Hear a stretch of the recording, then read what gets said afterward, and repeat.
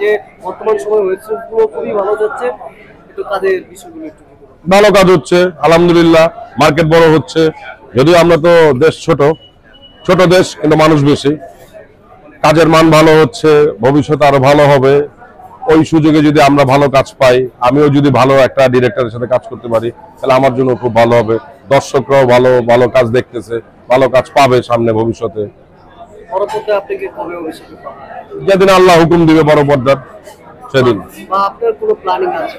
আমার কোনো প্ল্যান না। আমি সবচেয়ে বড় কথা কি, আমি মানে পুরোটাই আল্লাহর উপরে ভরসা করে থাকি। আমি আল্লাহর উপরে, আল্লাহ আমাকে যেদিন যেখানে নিবে সেখানেই যাব। আমি যদি আপনি মিডিয়াতে মানে সিনেমাতে আসেন, তাহলে কোন ক্যারেক্টারটা চুজ করার ইচ্ছা আছে? অবশ্যই ভিলেন।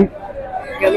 কারণ আমি মোটা মানুষ, মানে হিরো মানে একটু হ্যাঙ্গা পাতলা হইতে হয়, একটু চকলেট বয় হইতে হয়, দেখতে সুন্দর হইতে হয়। আমি দেখতে অতটা সুন্দর না, মানে ফিল্মের কিংবা নাটকের বিষয়ে যদি বলা হয়, মিডিয়ার ক্ষেত্রে আমি সুন্দর না।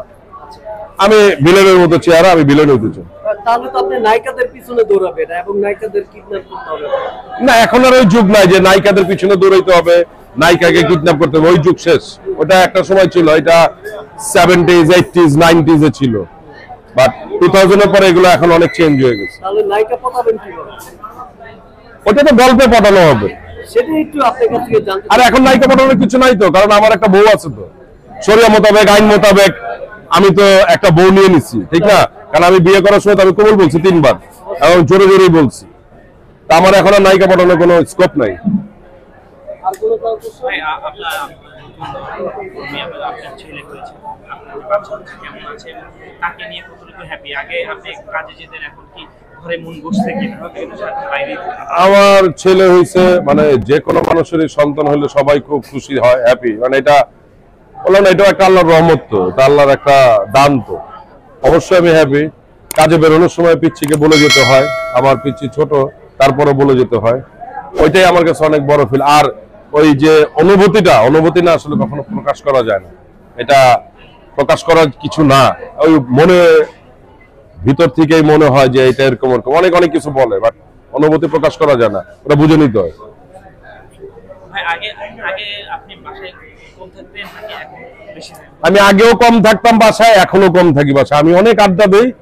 আজকেও আমি আসার আগে আমার বউ আমার জিজ্ঞেস, তুমি আমার কাছে কি চাও? আমি কাছে আমাকে ভোর 5টা পর্যন্ত আড্ডা দিতে দাও। আমি তো দেই। এলাম তাহলে 7টা পর্যন্ত দাও আড্ডা দিতে। বলে ঠিক আছে, দিলাম। 7টা পর্যন্ত আড্ডা দিব। বলছে কি বিকাল না সকাল? এলাম ভোর সকাল 7টা পর্যন্ত আড্ডা দিব। বলে আচ্ছা ঠিক আছে, দিও। আড্ডা আমার খুব পছন্দের, আমি আড্ডা দিই, প্রচুর দিই। ব্যবসা না, ওইটা পরে জানাই, নতুন ব্যবসা প্রতিষ্ঠান পরে, এখন না। না, সবাইটার সাথে আমারটা না, আমার লেগে পারিবারিক। যদি ব্যবসা করতে, আমার পারিবারিক ব্যবসা না, আমার কোনো নিজস্ব এই মিডিয়া রিলেটেড কোনো বিজনেস না, আমার পারিবারিক ব্যবসার সাথে আমি জড়িত। পারিবারিক ব্যবসা করবো, খুব শীঘ্রই চালু করবো। রোড সাইড কিচেন নিয়ে যদি 2 লাইন বলতেন আপনার ভক্তদের উদ্দেশ্যে। রোড সাইড কিচেন অবশ্যই ভালো কিছু সার্ভিস দেয়। ওদের ফুড ভালো দেখে ওরা 4টা আউটলেট করছে, ভবিষ্যতে আরো বেশি করবে। সার্ভিসটা যদি ভালো থাকে